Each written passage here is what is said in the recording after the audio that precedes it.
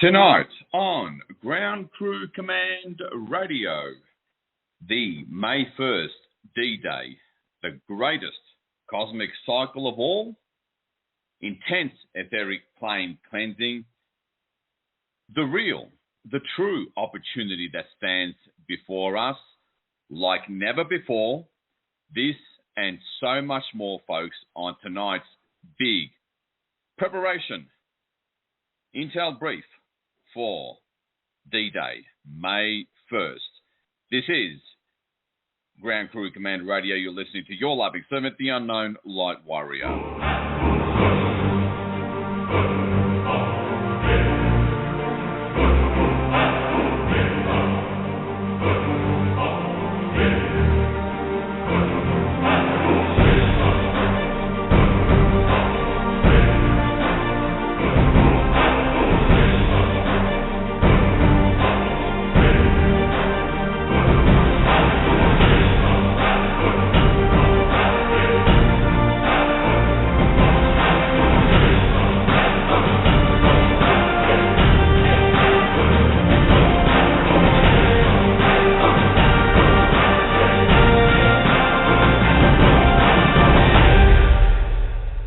Welcome, everybody. This is Ground Crew Command Radio. You'll listen to the Unknown Light Warrior. This is, as always, has been your support network to get you moving, to keep you going.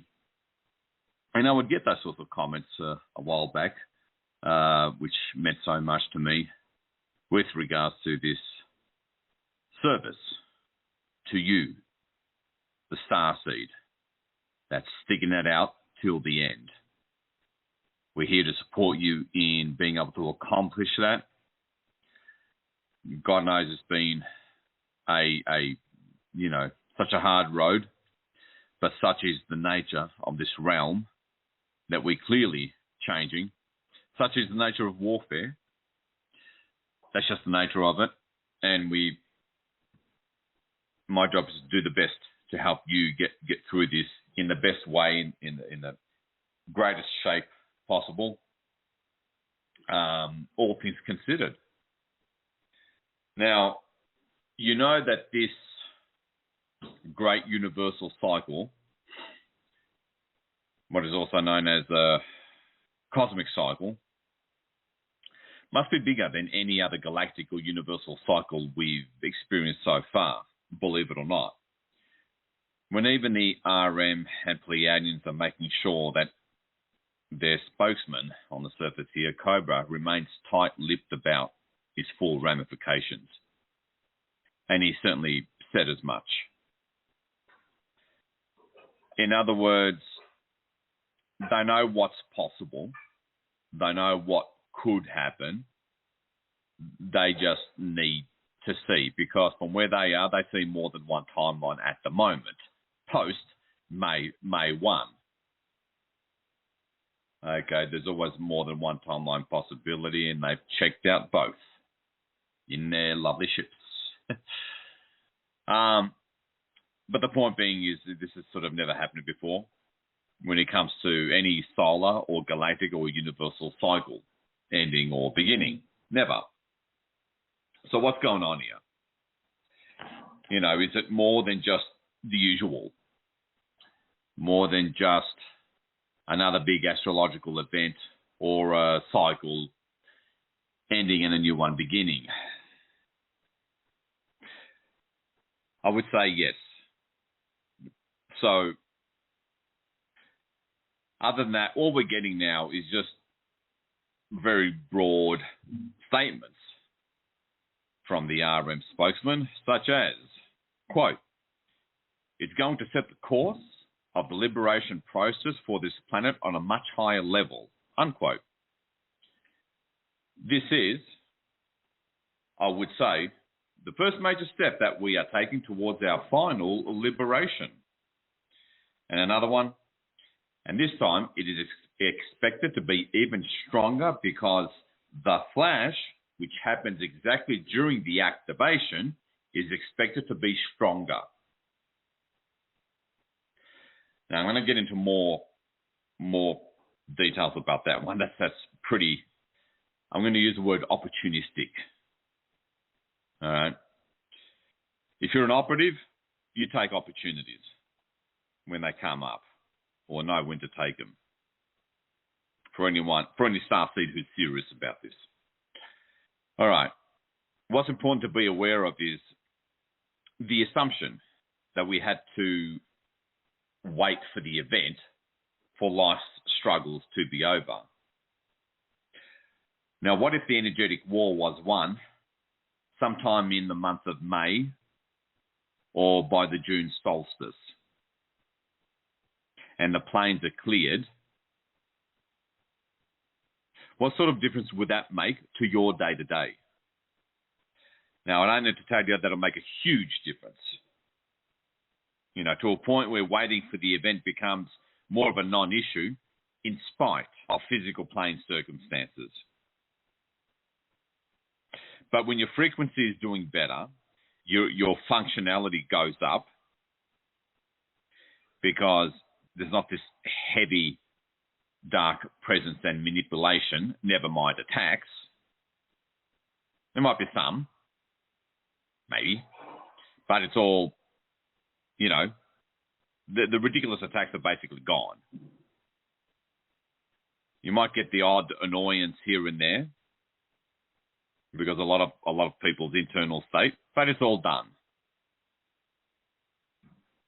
Do you think that would make life so much better, and the road, whatever's remaining in terms of linear time to the event, so much easier? Really think about that. It all comes down to how much light the planet can receive on May 1st and the days leading up to that. Enter the 144K. The degree of light accretion, which is ultimately what it's about, of the planet on May 1st and May 5th and 6th, where we'll be meditating as well on that huge eclipse, that'll decide whether the energy war is won by June solstice. Remember, the 144K will be swinging into action on the huge eclipse of May 5th, 6th, when other groups won't be, because we're the pros. We see ourselves for what we really are. Operatives, agents of the light. That's just our culture.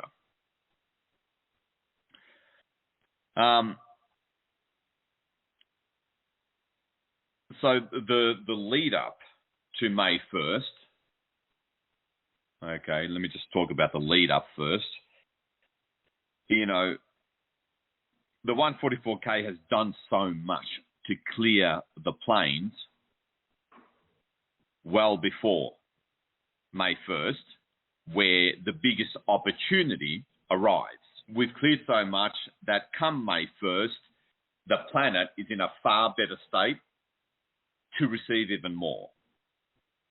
You got to ask yourself, would we be able to receive and accrete and conduct the amount of light that's going to come in on May 1st, had we done the amount of work that we've done leading up to it, from especially since March 21st equinox and the new moon the following day, where we did that back-to-back mass meditations.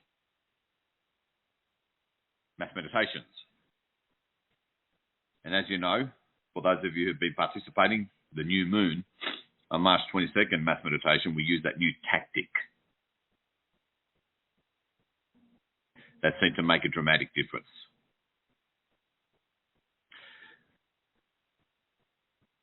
And do you think we have placed, arguably single-handedly, and set things up in the most optimal way possible for May 1st? Massive wave of light, that, let's just say, significant flash arrives on May 1st. Because that saved us from having to do all that work on May 1st. Because, again, the energies are already building up. You know, come April 30th, it's just going to be really happening even on April 30th. Now, so don't be too surprised if you have a bit of a sleepless night on April 30th. That's fine, so long as it's all for the right reasons.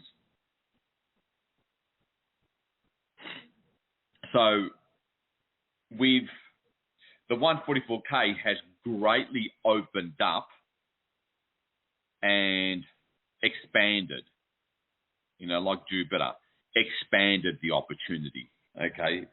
Now, again, that alone is huge enough when you think about it. Now, let's get into how the two eclipses of April 3rd, April 19th and 20th, which we already did, and the May 5th and 6th, plus the portal of light activation on May 1st. Between them gives us our best chance ever to clear all non-physical planes to a 90% degree.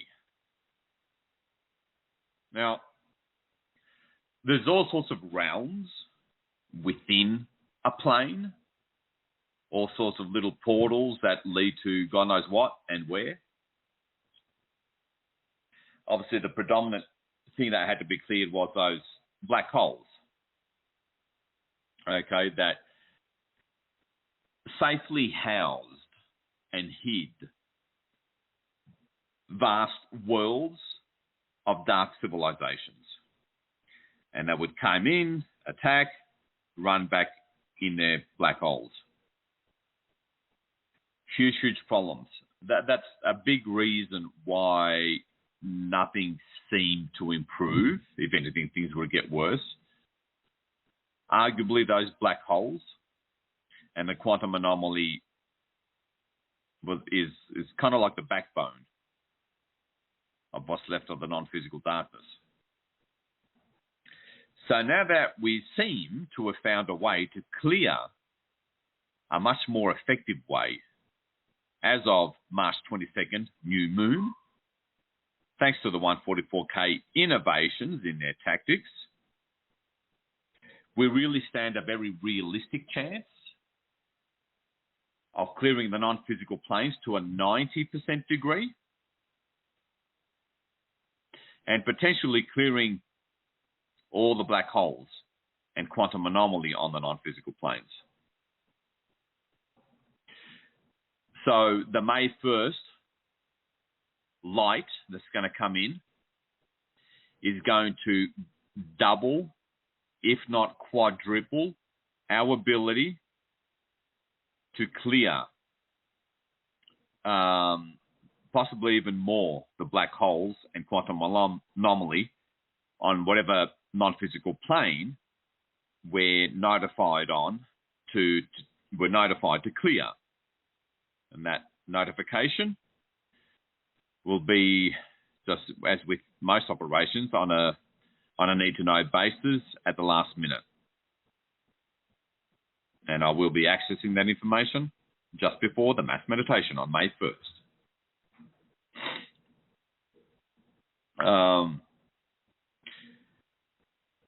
So again, the big hold-up, okay, is not the physical cabal. It's not even the toplet bombs. It's the overall frequency of the planet and the grids, the dark grids, quantum anomaly, and black holes that prevent a dramatic boost in frequency, overall frequency of the planet. And I'm excited about the opportunity that this massive rush of light that's going to come in on May 1st. And you ought to be excited as well. Big time. It is a case of call sick at work because, oh boy, you do not want to drop this one. Okay. So upon physical surface starseeds truly making the most of this opportunity and making that huge advantage tell on May 1st, because it's an advantage, a huge one, but you still got to take it. You still got to make it tell. And I can give you all sorts of, war analogies where a particular side had some kind of given advantage in certain kind of abilities, technologies, tactics, but when it came to the crunch, they couldn't make that tell and suffered greatly for it. Those are the stakes. Okay. Again, many of you know, in spite of the roughness, especially with etheric darkness on the etheric plane, seemingly having nowhere to run or hide in recent days and weeks, which suggests, is an indicator, not a confirmation, but an indicator that their black holes that they would escape back into are gone, that the quantum anomaly that they can swim in, like a swamp creature swimming underneath the murky water and you can't see it.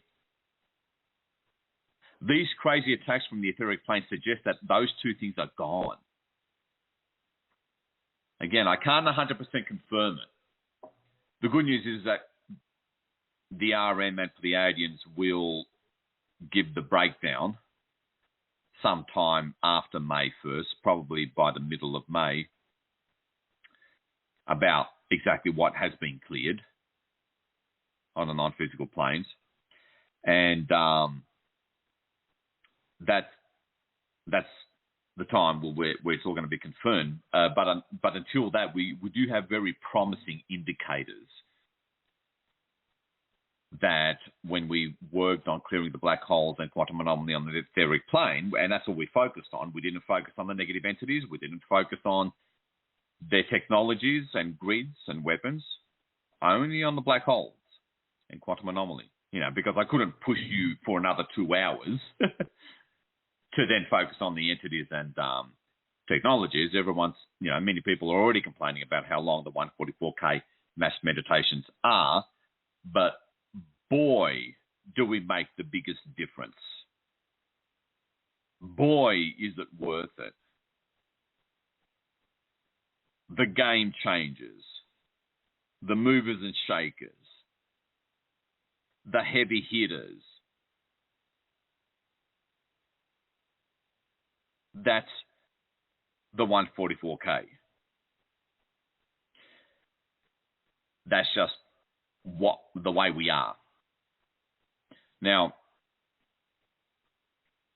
in spite of the roughness, very, very promising stuff. We do stand the opportunity to clear the non-physical planes to a 90% degree by any time in May. We may not even have to wait till the June solstice. But do take advantage of these dates, the remaining dates, which is May 1st and the eclipse on May 5th and 6th, because our next mass meditation after that is the solstice. All right? That's like 6 weeks later. So take it, grab this ball and run. Okay. Now, all right, what profound news, again, another indicator of success. Okay. The profound news that got reported by a wonderful starseed in the UK. She has a friend who is an unusually lucid, very lucid, sounds like an astral traveler type starseed, who used to always vividly battle demons each night, literally for years. Now, what did he see? Okay, around about April 19th, April 18th. So this is after our back-to-back March equinox and new moon mass meditations the following day. Okay, this is all after that. And I'm sure she won't mind me quoting her. Quote, "A light warrior friend of mine who battles demons every night He's shared some of his missions, truly remarkable. Said last week, all of a sudden, he could see the demons, but they had changed. No longer intent on possession, harm, but kind of hanging around, harmless, and even being curious. Definitely not demon traits. Since then, he's had no battles that night at all. He was almost freaked out by it. LOL. He asked me what I thought of this. And then she goes on to say, I wondered if it tied in with the causal and mental planes being cleared.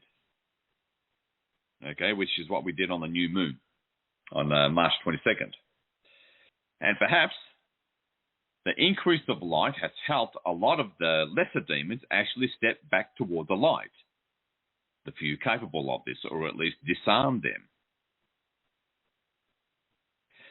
My friend has been battling for many years, so this shift is really significant. So, based on that, based on the verbiage there, it seems that this guy simply astral travels. You know, some people can just astral travel. They're just able to do that. I've never been able to do that. You know, I had to do it the old-fashioned visualize everything and trust kind of way. And that's how I started off. I've never been able to astral travel at all. And so they see things, they tend to see things as they really are.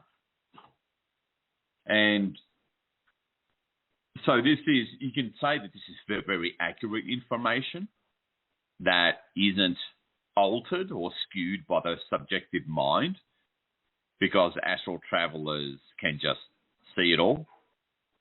Okay. They don't have to visualize or project their consciousness. They sort of naturally just go there and float wherever. Very much be the true witness.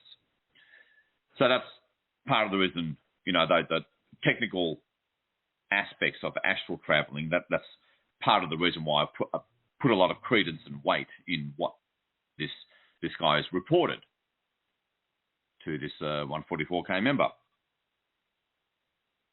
Now, what that also suggests is the extra light, the extra incoming light, is changing demons. I mean, not all can be changed. It depends. Is changing the light, is kind of recoding them. There's transmutation going on. Their higher ups may have been dissolved or transmuted, whatever. The causal plane and mental plane influence mechanisms and grids that used to run them, for example, or their mental bodies themselves, because we also focused on the mental, clearing the mental bodies of surface physical humanity as well. That's got a lot more light now, and they stopped, as he said, they've stopped attacking. They're curious. Their behavior is almost completely different. And this is on the astral, I suspect, not so much on the etheric plane. And, you know, and then, again, they're changing because the grid, the realm that controlled them seems to have changed. Such a huge, again, his own astral eyes and ears. No projection, no psychic subjective mind, quote unquote channeling, filtering kind of stuff going on. You know, there's a fair bit of degree of accuracy with actual astral travelers that do it seamlessly without trying. That is I would say, even a profound confirmation, even, not just the indicator, that there's some major fundamental change going on the non-physical planes, and you know which plane is next, the physical plane, when it comes to fundamental change. again, our biggest grouch to our respective guides and higher selves has always been how hard it's been, and hoping and praying and waiting for the event, for the pain to end. How about we end the pain now? Okay. So, very exciting. Very exciting. I would even say confirmation, not just an indicator of success. And of course, this happened sometime after our March 21st and 22nd 144K mass meditations. I don't know of any other meditation groups that did anything, I suppose, significant or game-changing, like that new tactic that we started employing on March 22nd on the new moon meditation. So very, very exciting stuff. Okay, so that's that. Now, what off-world groups are saying, in other words, Galactic Confederation, etc., are saying will be removed from the non-physical planes, especially if enough starseeds participate. And that is the actual, a lot of the technologies and grid structures. We're talking all sorts of big towers and stuff like that, that make up the veil on the non-physical plane that stops so much light from reaching the surface of every plane. Because, as one example, let's just go with the etheric plane for now, because that still seems a bit of a problematic plane at the moment. Imagine all this, we clear things, we clear the veil on the etheric plane completely. The quantum anomaly and black holes, if that's not all cleared, let's just say we finish that on May 1st. Imagine how that's going to make your etheric body feel. Therefore, how that's going to make your physical body feel. What higher personal frequency is that going to throw you up at? And are you therefore going to be able to perform better, attract better things into your life as a result? So even if you want to be totally self-centered about this, and it's okay to be a little self-centered to a limited degree, imagine how much you'll get out of this. Of course, we always have to practice detachment and neutrality at the same time, but the opportunity is there for the taking. So these grid structures, you know, they've been there for tens of thousands of years. Okay, much longer than the pyramids in Egypt. Much older than that, folks. You know, it's really profound, boggles the mind.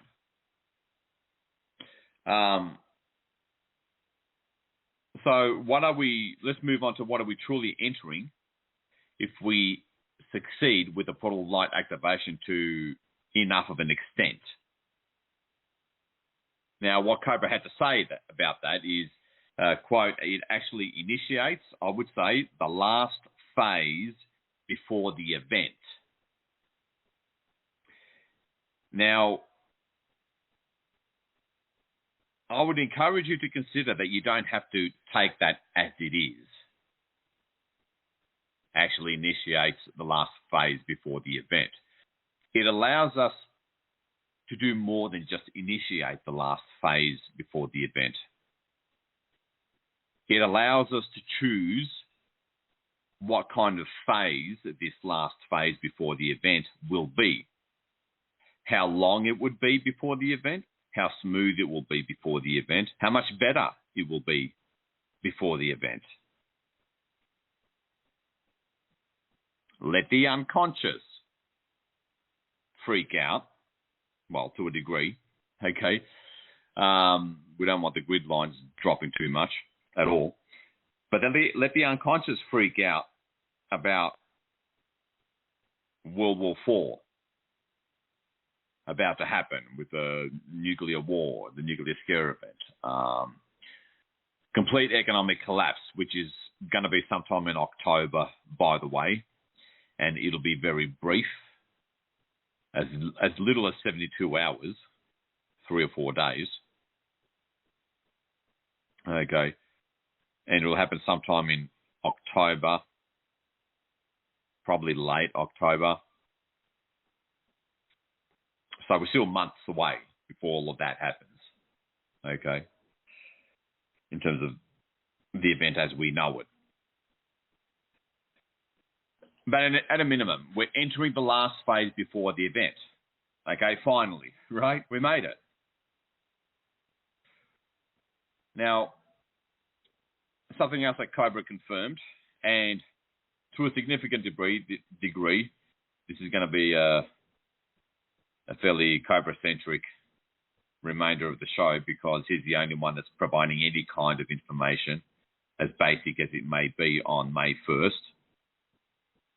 And again, to his credit, the only person calling for a May 1st meditation that knows about this. No one else is calling for it,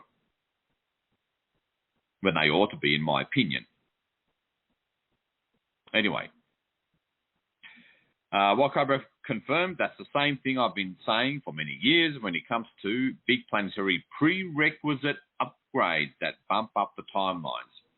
So just to quickly quote him, in his recent Sisterhood of the Rose interview just a few days ago, quote, "If we reach the critical mass, as I said before, we will have a much more harmonious transition.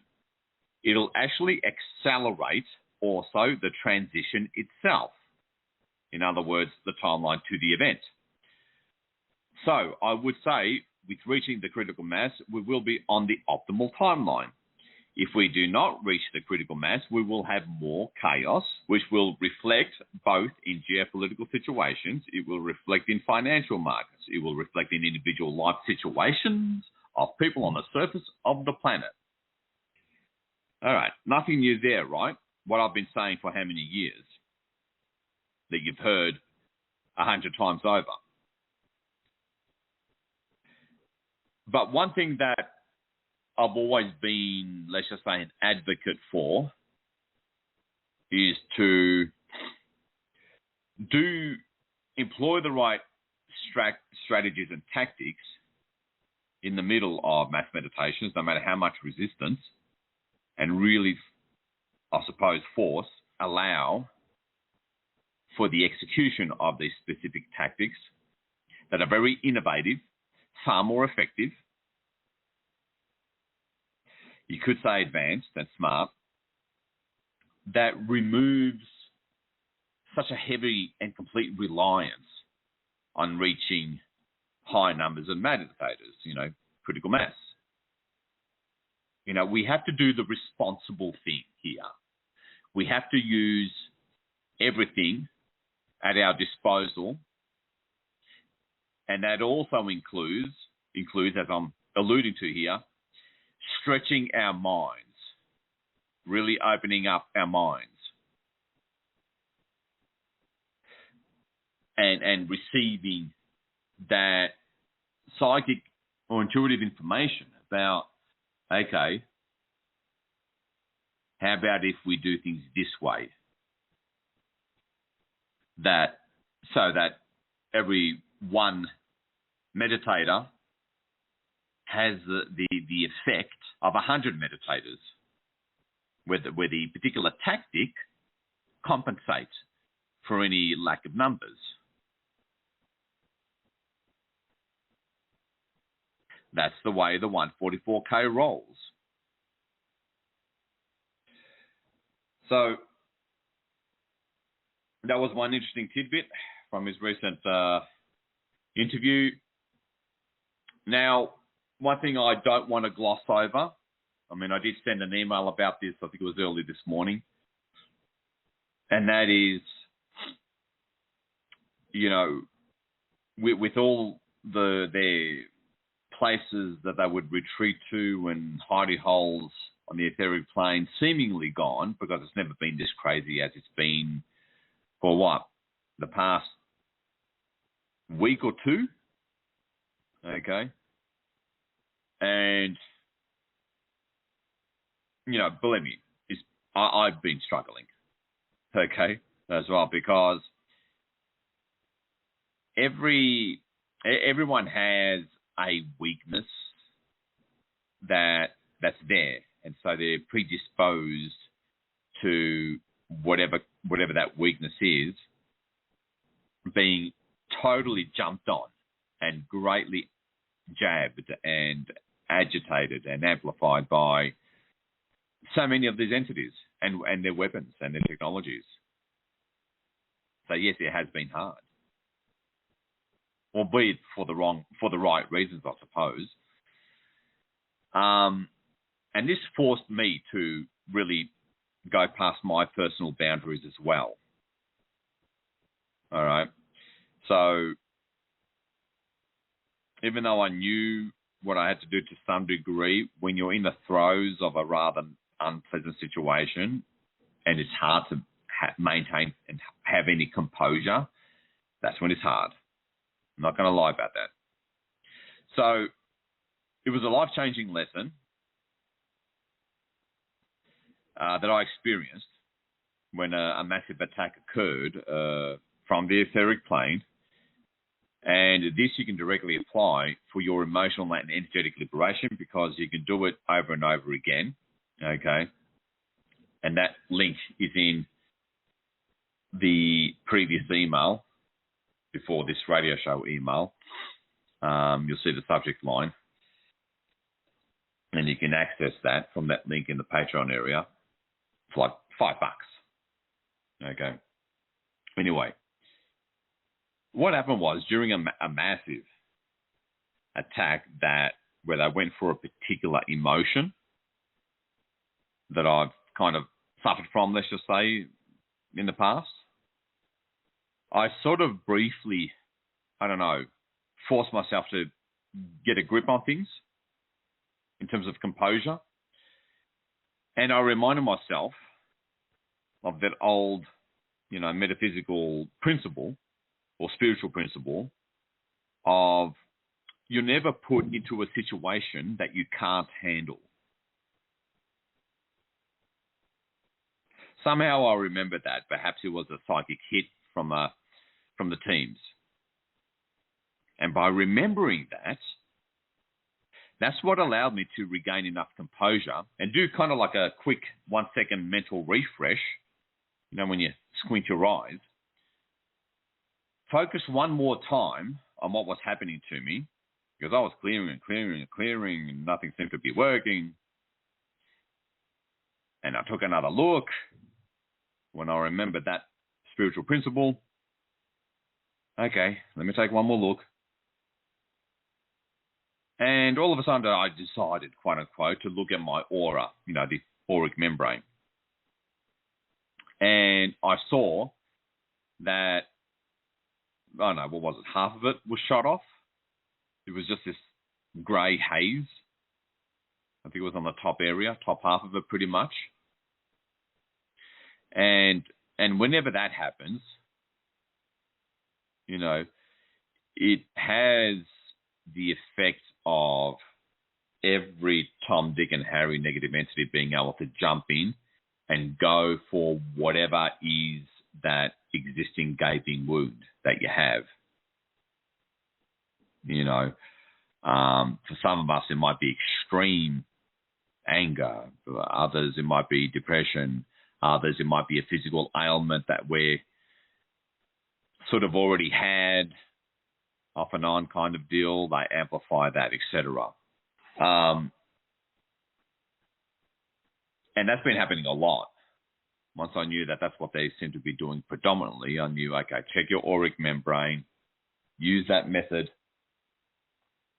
in that link that I've already sent you, and And voila, within a minute, I was quite literally fine.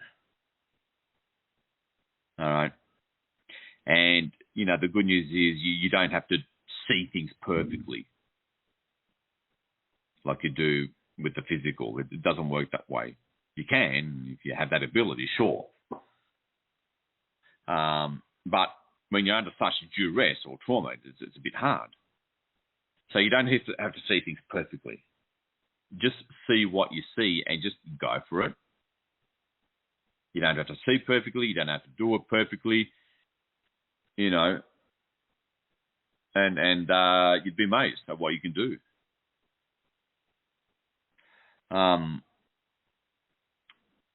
And yeah, got out of it, able to get on with my day and week.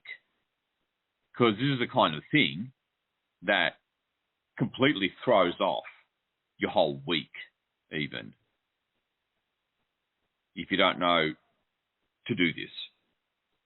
Okay, so as I said in the previous email, they really seem to be firing their technologies, expending seemingly every bit of ammunition that they have, shooting at auras.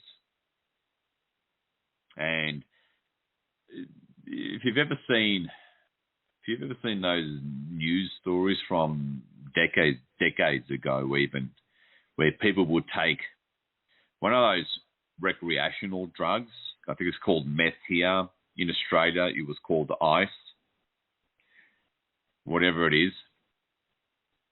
And, I've had two personal experiences of two young people that were totally losing it. Insane reactions, aggression, clear entity manipulation and infection. Obviously with the benefit of hindsight, with what we know now, those recreational drugs just totally shreds or opens up the outer auric membrane. And that's why they become like absolute demons. I remember one news report in Australia where, kind of like a documentary kind of thing, where, some young nightclubber took ice, and he was in hospital in the ER, and it took like 3 or 4, of the hospital staff, 3 or 4 guys to manhandle him down and keep him down on the bed.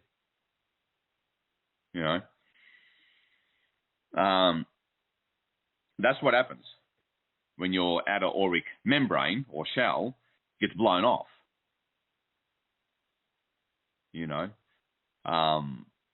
So it's a critical ability to have. Listen to, I think it's 18 minutes all along, because I want to make sure you're properly guided with some of the details from start to finish. Okay. And then once you know it, you can do it in 1 minute, 2 minutes with the outer auric membrane, and then maybe another minute on rebuilding your non-physical bodies, astral, etheric, mental, emotional, etc. You can all see them as one holographic image, and rebuilding that for a full recovery. All right. Yeah, so once you learn the process, you don't have to listen to it again for 18 minutes. You just do it. Done in 3. Critical ability. Okay. For those of you that don't consider yourselves energy workers, grab that audio. It's on Patreon. Really do that. I see, about 5 or 6 people that have already signed up for Patreon to get that. And I want to get people on Patreon because there's quite a few other tools there, such as the verbal revocation that you need to do after interacting with someone that courted you, for example.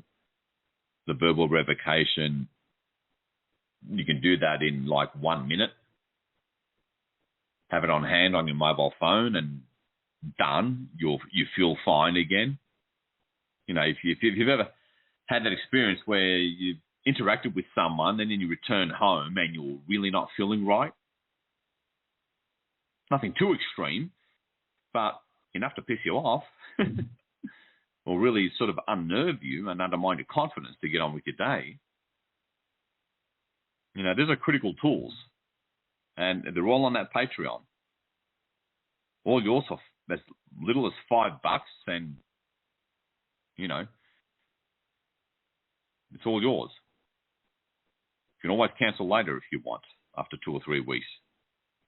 Anyway, so that was life-changing. Remember that quote. You're never put into a situation that you can't handle.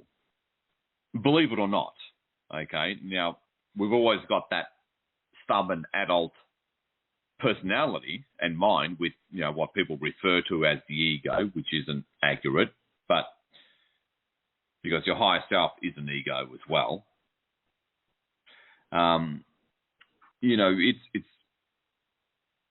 We think we've been conditioned with the adult mind and false persona that we can't handle this, because up until that point, we've only stretched our mind and our personal boundaries so far.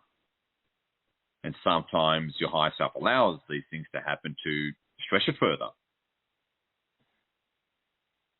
Once you understand that and in one mental regard, get over it, remember that, okay, this must be something that I can handle. The intuitive information tends to flow in. You tend to regain your composure, because ultimately it's fear or whatever the negative or the nature of the negative experience and energies are that hides the reason, the answer. Because I, just before remembering that critical spiritual principle of you're never put into a situation that you can't handle, just before that entered my mind and I remembered it, I cleared 3 entities. Okay, as part of my process of working out what the hell was going on here. Was it an entity? Well, yes, in one indirect way, but really the problem was auric membrane being shot. And I cleared these 3 entities, like I do every morning, and because entities also can cover up or obscure the answer. I've had a triumph and resolve something, no matter how scary it is. So keep that in mind as well. Even if you clear one entity and nothing seems to change, clear 1 or 2 more and if that doesn't change it, you'll at least be able to see things more clearly and receive the guidance better to then solve the problem in terms of what's directly causing X, Y, Z. So keep that in mind. Again, we're all Starseeds. We're obligated to know this sort of thing and be used to it, practice at it. Okay, it's just another day at the office. Again, yes, it's been rough, even for the most experienced and biggest among us. But that's because what I was suspecting and then confirmed by Cobra, very intense clearing of entities and technologies on the etheric plane,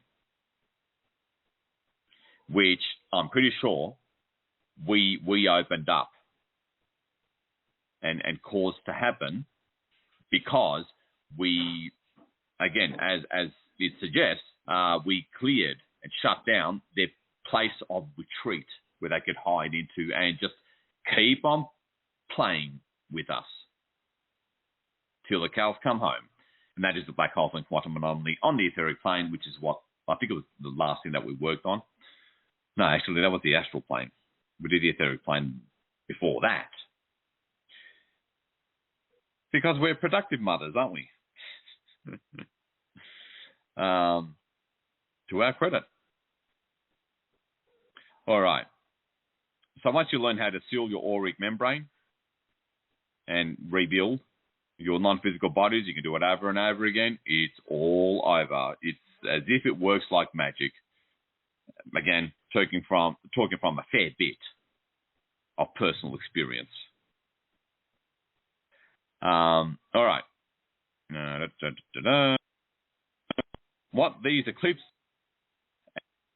cause to happen with our inner Earth brethren, if we succeed,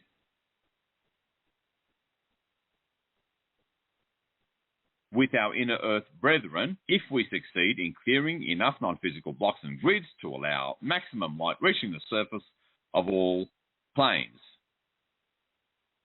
The short answer is, even not just telepathic, clairaudient communications from our inner Earth brethren. Obviously, the most well-known being the Agathans, but I suspect there's other civilizations there as well. And I say that, and I'm putting some, emphasis on inner Earth, is because, they're not. It's not just because they're just as advanced and so forth, like off-world brethren, like the Galactic Confederation, but also I'm partly assuming, or going to assume, that they're considered Terrans as well, because there they are, within Terra, we're on Terra, and so it may not, the same rules may not apply in terms of that apply to off-world direct intervention. Okay, where understandably we have to clear a fair bit for that to truly start happening. So you can look forward to getting contact of some form or another from the Agathans first, and have the ability to hear their contact, because our non-physical bodies will be much more clearer, courtesy of May 1st and our meditation on May 5th and 6th. This is the kind of thing that's really going to start opening up. That's what they've indicated. Okay. Cobra specifically said that they're going to be able to get more involved directly on the surface. Okay. But the thing is, you have to realize that even if it doesn't go that far of them getting directly involved on the surface, it can still open up the option for them of getting directly involved on the surface through us, for those of us who are ready. They can feed us intel, do certain DNA activations on us, gene activations on us. So they can do it through this direct intervention through us. That's going to be more than enough of a game changer. It's not as if they have to be on the surface, and, they can start activating us. That's a kind of thing that can open up, if not after the May 1st and 5th, 6th eclipse, by or after June solstice. Yep, I'm willing to stick it out for that, to put it mildly.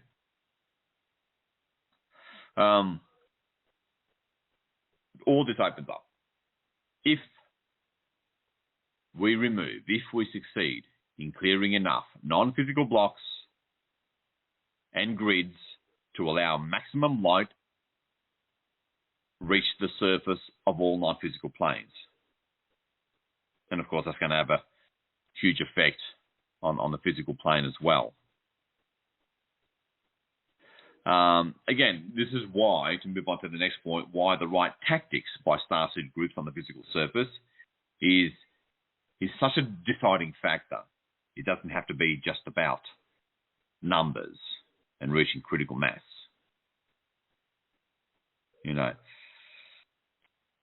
Always keep in mind, especially on May 1st, our abilities, regardless of numbers, our abilities will be amplified 5-fold, 10-fold. Thanks to that, what Cobra called the flash on May 1st. Okay, just in my opinion, when combined with the new tactic we're using, this is unprecedented level of opportunity and possibilities. And I've just received now that this is why both, the RM Pleiadians and therefore Cobra are remaining tight-lipped about the ramifications, because even because they've seen those 2 timelines. It could be as much as 3 timelines, but they've seen the minimum 2 timelines, and they've seen the highest possibility timeline and how nuts that is in all the most remarkable ways. And I'm sensing that even they don't want to get their hopes too high because of how profound this higher timeline is. I can feel it all over my body. So they're trying to stay grounded about it and not get their hopes too high. And folks, this is the kind of situation we're looking at here, dealing with. Very, very exciting stuff. Again, the right tactics by Starseed groups on the physical surface, in my opinion, is the deciding factor. Not just the numbers. And so, coming to the last point for this briefing before we disembark on May 1st to all the action, now you understand why I didn't even bother going through any physical plane 3D goings on, provide the usual analysis that I normally do towards the end of each show. Because, there's improvements. Things are really moving forward, no doubt. But it's almost, in one regard, it's almost insignificant compared to how things could change as a result of the portal of light activation on May 1st. And thanks to the 144K, the May 5th, 6th eclipse. That's going to just change things all over again on the physical plane, and all the geopolitical action and the black hats doing this, the white hats doing that, and all that kind of stuff. So everything's going to be so much more amplified on May 1st in particular. Okay? And the eclipse on May 5th and 6th, again, eclipses always amplify things as well. They always provide huge opportunities as well. And we're going to really take both these opportunities, make that advantage tell, and to, as Cobra said, dramatically shorten and smoothen the transition period or remaining path to the event, because I'm not interested in this 2025 horse crap. I'm sure I speak for you as well. Again, 2025, the big changes reaching the surface then, that's more for the unconscious majority. Okay, because that's really, they can end up I can't tell my mum and in-laws that our planet was run by reptilians, Orion Greys, and Chimera and Archons. I ain't going to go so well. You know, that the Matrix movies was a documentary. You know, so they need a few years, fair enough. But us Starseeds, let's make that contact now with our inner Earth brethren. Many of us have had lifetimes in inner Earth as well before we got trapped on the surface. We're not all just straight from the stars and that's it. Some of us are, some of us aren't. I know I had a minimum of one Agarthan lifetime, minimum. Had an actual name, Agarthan name from that lifetime that a dear friend and comrade gave me, or notified me of, back in 2014, when we did the Underpinnings campaign in the Southwest. Back in 2014, when I first arrived in America, the freedom key to the planet. So, yeah, don't really bother too much at all. I mean, unless you got nothing better to listen to, don't bother putting too much focus at all on the 3D behind the scenes action, because it's all, if we play our cards right and really make the most of this opportunity, it's all going to change again on May 1st and May 5th and 6th combo. So make yourself organise your availability for the May 5th and 6th eclipse as well, because it's going to be another amplification. And this time, because of the much better state that things are going to be in as of May 1st, we'll be able to do even more on May 5th and 6th than what we could now, for example, or previously. You know, so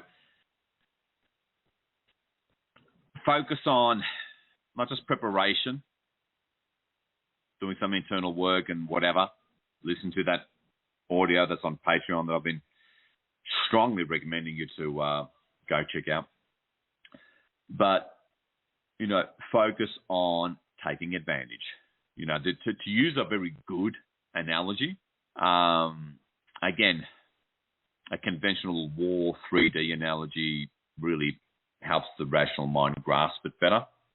Back in World War II, at least in the first half of the war, when it came to men, material, numbers, experience in the Pacific theater, the Japanese had the advantage, significant advantage. And one of the advantages that they have, especially in the Battle of Guadalcanal, during a naval battle in that particular battle that lasted months, the Japanese had much better torpedoes that they would fire at American ships. First of all, they had a better range. They were very reliable. The American torpedoes at that time were very faulty and wouldn't work a lot of the times. Big issue. And so there was another confrontation. It was between the USS Washington battleship, and I can't remember the name of the Japanese battleship, and other smaller ships involved as well. And the Japanese had that advantage, and it was a critical advantage. But as it all went down, the way it happened was the Japanese weren't able to make that advantage tell. And the USS Washington, you know, had its day in the sun as a result. When, in my opinion, the Japanese should have been able to handle it and win.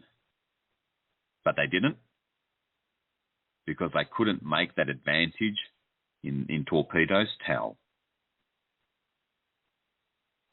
The Battle of Midway the 3D historians, think it was just down to dumb luck that the Americans won. It was somewhat of an even match, even though, in my opinion, the Japanese had the advantage because the Zero fighters, Japanese Zeros, were better than the American Wildcats at the time. They were better planes, better torpedoes, and so forth. The only real advantage and experience, better pilots, more experienced pilots. All right, critical advantages. The only real advantage that the General Chester Nimitz had, Supreme Commander of the Navy, U.S. Navy in the theater, all he really had, was better intelligence, thanks to the code breakers. That's all he really had. The rest was the Japanese way. It was all Japanese advantage. And, thankfully, he was able to make that advantage tell and take advantage of that advantage and win.